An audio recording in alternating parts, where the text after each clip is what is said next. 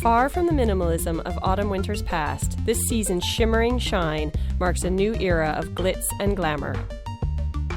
I think what designers did this season was to really look at how they could use them almost in a daytime way. So instead of getting very glitzy, rather madame-y dresses, we got some very, very modern, beautiful metallic. From liquid lame and iridescent silks to glittering sequins, there was a subtle glisten for day and all-out razzle-dazzle for evening. The tarnished pewter and burnished bronze seen at Roberto Cavalli are newest to the scene and offer a tougher edge to this uptown trend.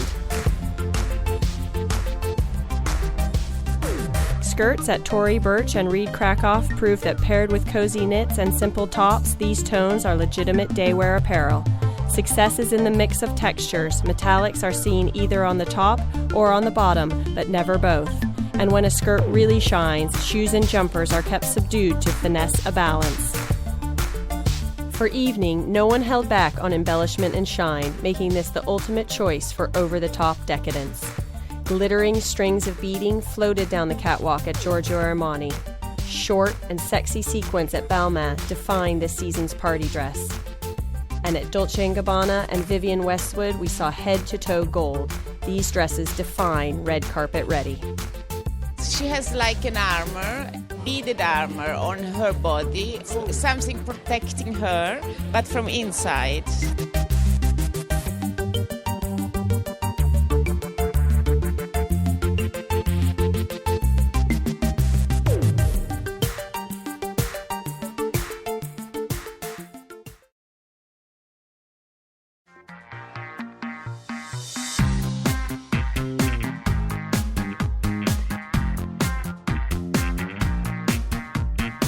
This season was a really nice take on the checks and tartans because they were used often in a very ladylike way, very sophisticated, as in Ferragamo, kind of quite rich, quite grand, but always pared down with black and white.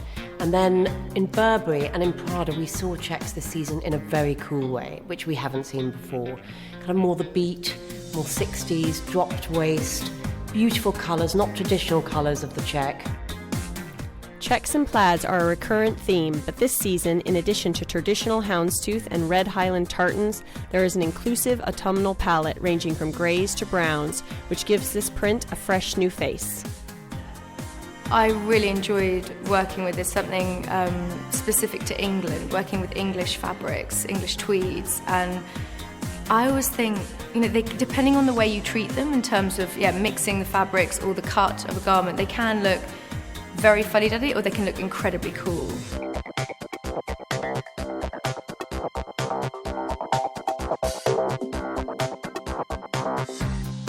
The news really is about how checks and plaids are worn. Layered up with skirts, trousers, blouses, and jackets, there really doesn't seem to be a limit on how much you can coordinate. And more cleverly, prints were mixed and matched to create a modern spin on this perennial classic.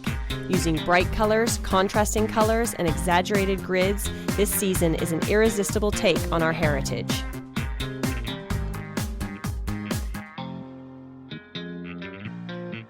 I end up having this feeling for checks and Prince of Wales and all that, and then I checked the archive. In 2 decades was always recurrent, the use of black and white and checks.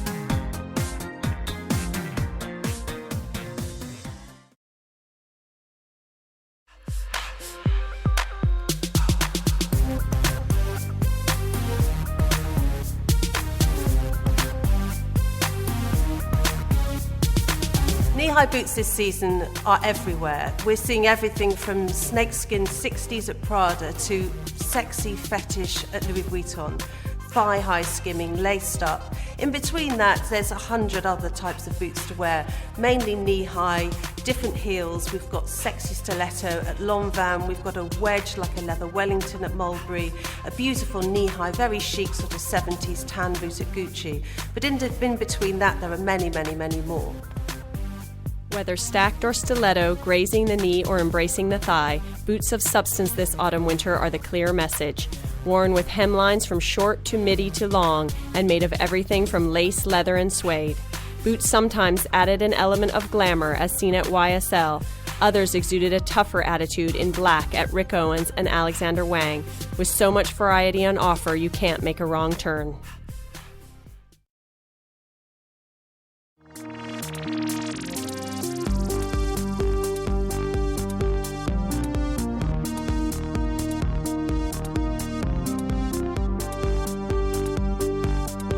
Hats this season are a true melting pot of styles. There's everything from big floppy brims and masculine fedoras to cozy beanies and Parisian berets. So really, the trend is that you simply have to choose one and wear one.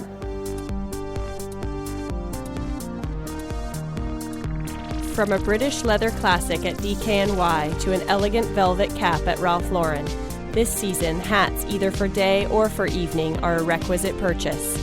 The porter, chauffeur, bellboy hat is a recurrent style seen in a variety of hues, fabrics, and textures, and central to the looks on the Louis Vuitton catwalk.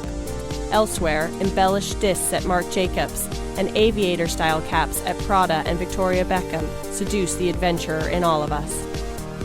So I love it on, and I love this fact that you've got this sort of boyish beanie. Maybe a skateboarder or a surfboarder or a snowboarder would wear, but with this beautiful cashmere and wool.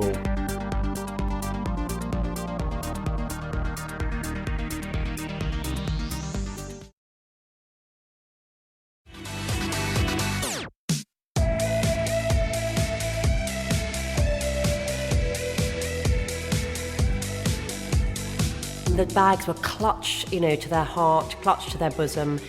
Their hand was slipped through. It added a kind of a drama and a sort of authority that, this is my bag and I don't really care about it and I'm just going to hold it the way I grab it and I'm going to hold it tight. And I think what it did was it gave it less of a madame. Long gone are dainty prim handbags. This season they are fashion armor, held theatrically to accessorize an emboldened woman. Some models gripped their bags in the crook of their arm, some grasped them close to the chest, and others secured them by holding the bag and ignoring the handle completely. There was an authority and protectiveness on display this season that was very new to the catwalk. These are not statement bags, but instead bags that make a very strong statement.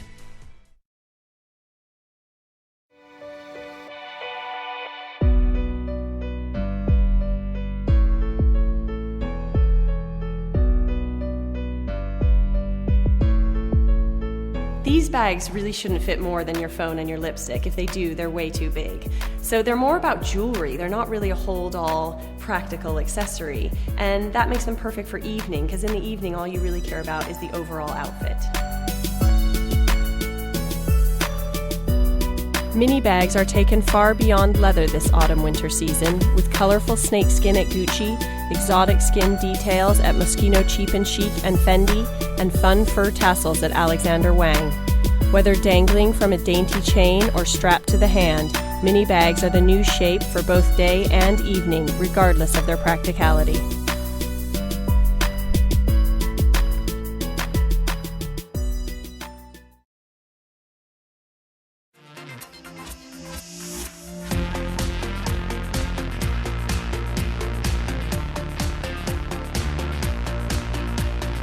Royalty and the kings and queens had these sort of harder leather chokers, which were then embellished a little bit like Elizabethan dog collars, but then we also had these very, very fine soft ruffs that were made of hand-frayed organza. So again, it was just the elongating of the woman's body and also giving her presence and a nobility.